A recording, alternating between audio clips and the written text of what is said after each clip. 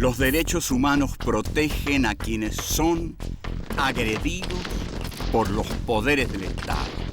En la Edad Media era absurdo plantearlos. No había derechos para los hombres. La figura del Cristo torturado justificó la tortura de Torquemada. Todo régimen autoritario reprime desde un absoluto.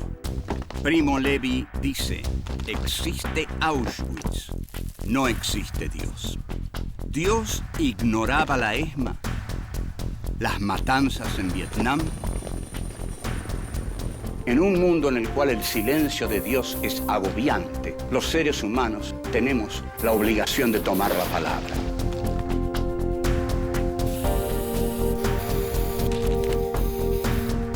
Filosofía aquí y ahora 5.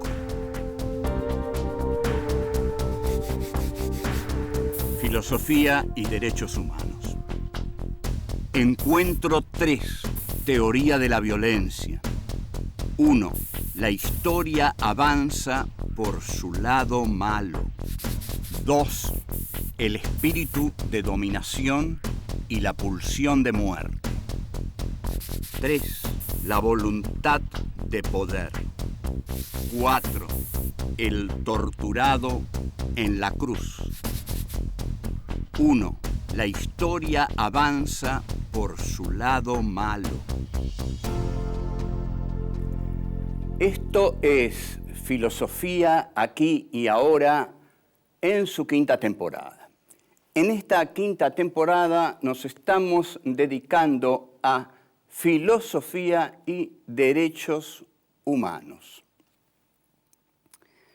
Hoy nos vamos a dedicar a teoría de la violencia. Como se comprenderá, el tema de la violencia es absolutamente necesario, nos tenemos que ocupar de él, porque los derechos humanos justamente tratan de proteger a los seres humanos de la violencia que sobre ellos ejerce el aparato estatal desbocado, excesivo, brutal, vejatorio, que viola los derechos humanos, violando los derechos de los individuos que viven en una determinada sociedad. Los derechos humanos están para proteger a esos seres humanos. Entonces, los derechos humanos tenemos que pelear más que nunca por ellos, porque la violencia es lo que está reinando en la historia. Esta ya no es una historia angélica, una historia de amor, es una historia violenta, una historia de odio que marcha por su lado malo. Hegel decía, la historia marcha por su lado malo. ¿Qué quería decir con esto? Que la historia marchaba por su lado negativo. Para Hegel, esta era una afirmación teórica, no moral. Es decir, para Hegel había un lado positivo de la historia, que era la afirmación del primer momento de la historia. Luego venía necesariamente un lado negativo que destruía a ese lado positivo y luego venía un tercer momento de conciliación en el cual el lado positivo primero, el lado negativo segundo, se armonizaban en un tercer momento que Hegel llamaba el momento posibilitado por el Aufheben, el momento de lo que superaba conservando, y ese tercer momento de la conciliación era el que permitía la armonía. Bueno, esta filosofía hegeliana que lo llevó a constituir todo su edificio teórico y al cual remitimos a nuestras clases sobre Hegel para que ustedes lo repasen mejor, le permite decir a Hegel que la historia avanza sobre su lado malo. Es decir, si no hubiera negatividad no habría historia. Y tengamos en cuenta que si no hubiera habido pecado en el paraíso terrenal, tampoco hubiera habido historia. A ver, regresemos un momento al Génesis. tenemos Génesis, momento en que se inicia el Antiguo Testamento. Tenemos paraíso terrenal, un Dios que les dice a dos personajes desnudos: este es un paraíso, este es un lugar hermoso, van a vivir acá, ustedes son inocentes, pásenla bien. Bueno, el hombre es un inocente, bobo, digamos, es totalmente bobo, y la mujer es más inquieta, y es más curiosa, como todavía lo es. Como es más inquieta y es más curiosa, quiere comer de un árbol que Dios prohibió. Ese árbol que Dios prohibió comer es el árbol de la ciencia, del conocimiento. El hombre no debe conocer, dice Dios. Claro, porque solo Dios quiere conocer. Entonces, cuando el ser humano conoce, peca. Conocimiento es igual a pecado. Pecado es igual a arrogancia ante Dios. Y es Eva, la mujer, la primera que toma para sí el derecho de erguirse ante Dios y decir: sí, yo voy a pecar porque yo quiero conocer, yo quiero saber, aunque eso implique sufrimiento. Los echa del paraíso terrenal y luego continúa la historia con dolor. Y entonces Adán y Eva tienen sus dos hijos, que son Caín y Abel. Y Caín mata a Abel. Caín significa posesión y Abel tiene un nombre inocente como sol del mediodía, una cosa así. Pero Caín significa posesión y posesión ya es un nombre que nos está dando, revelando, abriendo el enigma de todas las tragedias que han atravesado el espíritu del hombre a lo largo de la historia. Volvemos.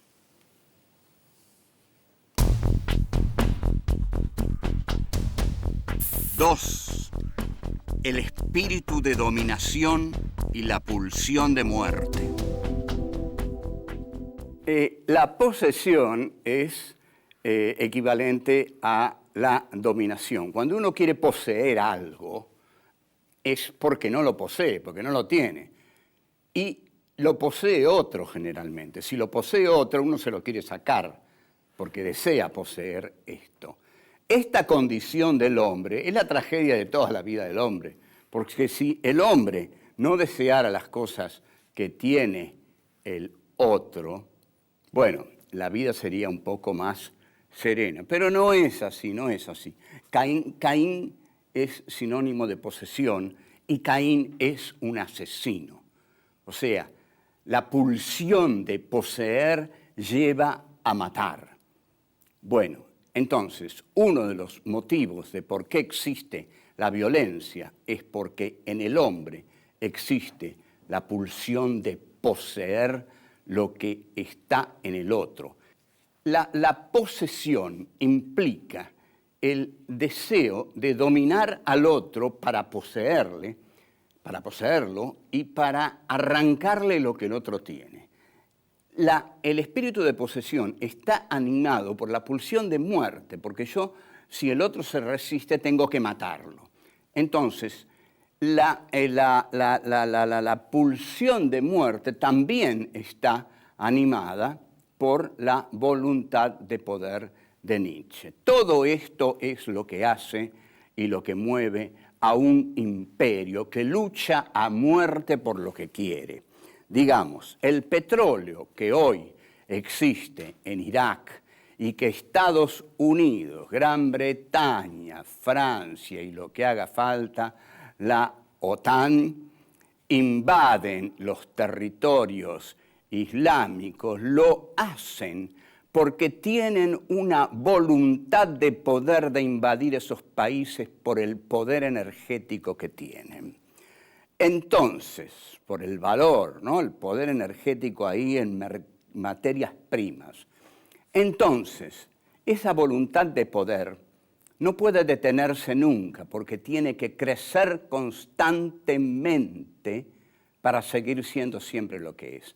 Es decir, el imperio norteamericano, si se quedara como es hoy, se iría achicando.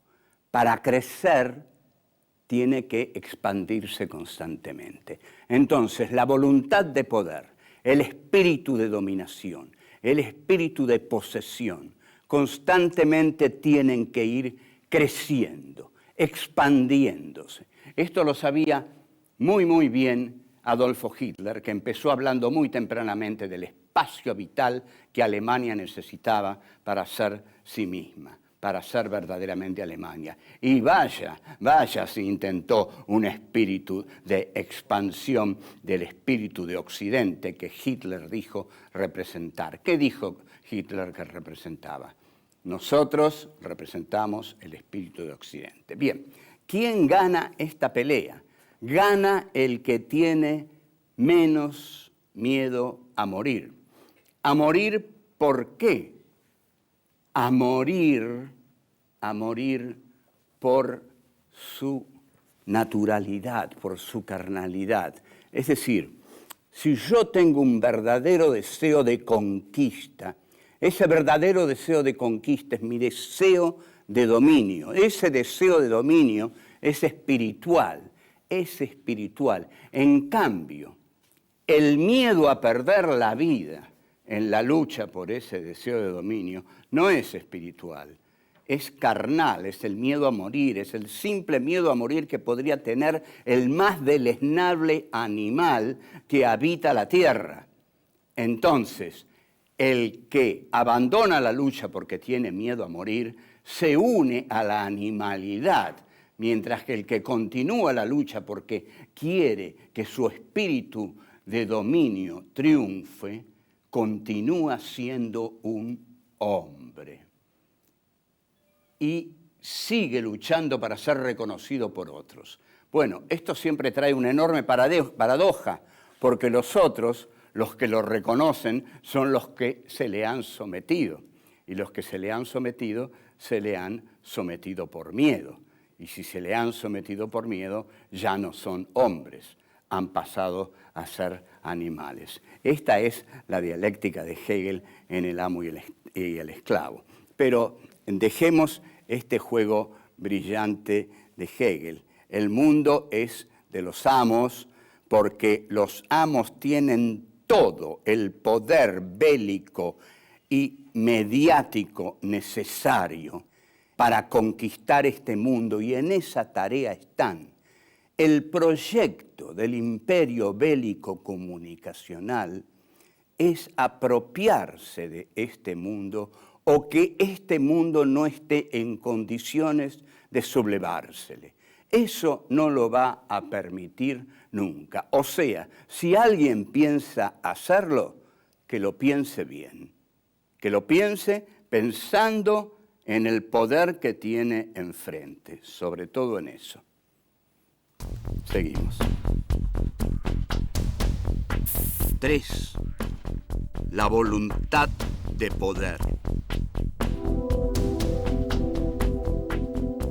En esa famosa dialéctica del amo y el esclavo, en la cual se enfrentan dos personas y una de ellas tiene miedo a morir y la otra tiene menos miedo a morir y más deseos de someter a la otra, entonces se constituye en el amo y somete al otro. Pero el otro queda reducido a una cosa porque se ha sometido al deseo, a la coseidad de morir. Bueno, aquí el amo se entrega al goce porque tiene un esclavo. La cosa parece muy fácil para el amo y muy sencilla, pero el esclavo empieza a trabajar, ¿no? Trabaja y comienza a hacer la historia. El esclavo hace la historia trabajando la materia. Ahora bien, esta resolución de la dialéctica en Hegel es un poco optimista, digamos. El amo no trabaja, el esclavo hace la historia y así va tomando poder hasta que triunfa finalmente sobre el amo. Por eso Marx le toma tanto cariño a esta dialéctica. Ahora, Nietzsche viene a agregar a esto que en el hombre lo que priva es una voluntad de poder que tiene que ver con el mundo de la vida y no con el trabajo, sino con el pertenecer al mundo de la vida en tanto voluntad de poder y devenir de la voluntad de poder. La voluntad de poder deviene porque la voluntad de poder existe porque la voluntad de poder es un devenir de esa voluntad, un constante devenir de esa voluntad que se quiere a sí misma y cada vez quiere tener más. Ahora, en un análisis de la violencia, deberíamos ver que todos estos elementos, finalmente, de todos estos filósofos, van a confluir y a chocar los unos contra los otros. Que el hombre de la voluntad de poder va a chocar contra el esclavo, que el esclavo se va a sublevar contra el amo, que el amo no va a poder mantener constantemente su situación de comodidad. De hecho, Hegel está trabajando sobre los elementos de la Revolución Francesa, ¿no? Que es una gran revolución del pueblo bajo y la burguesía. Es una de las grandes revoluciones triunfantes, ¿no? Con todo el desarrollo terrible que tiene, ¿no? Robespierre, Saint-Just, el terror, y Napoleón, emperador, que lleva los principios de la Revolución Francesa por toda Europa. La violencia existe porque existió, porque existe y porque existirá.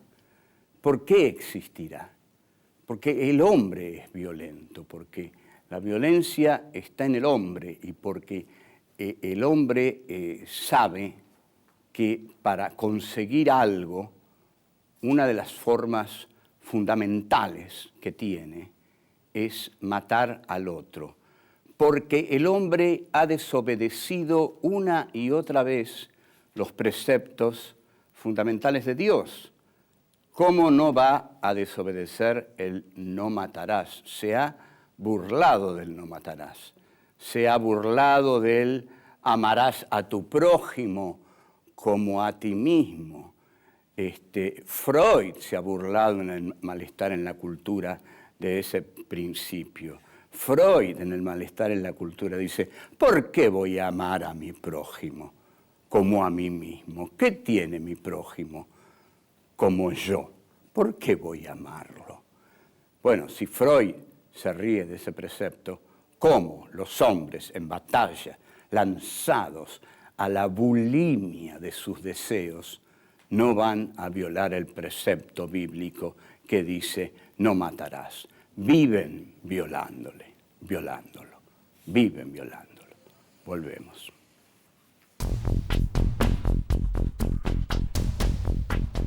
Cuatro. El torturado en la cruz. Yendo al plano religioso, al plano estrictamente del cristianismo, tenemos que ver cómo se ha utilizado la figura de Cristo por medio de la Iglesia católica. Es decir, Cristo, cuando uno entra a la Iglesia,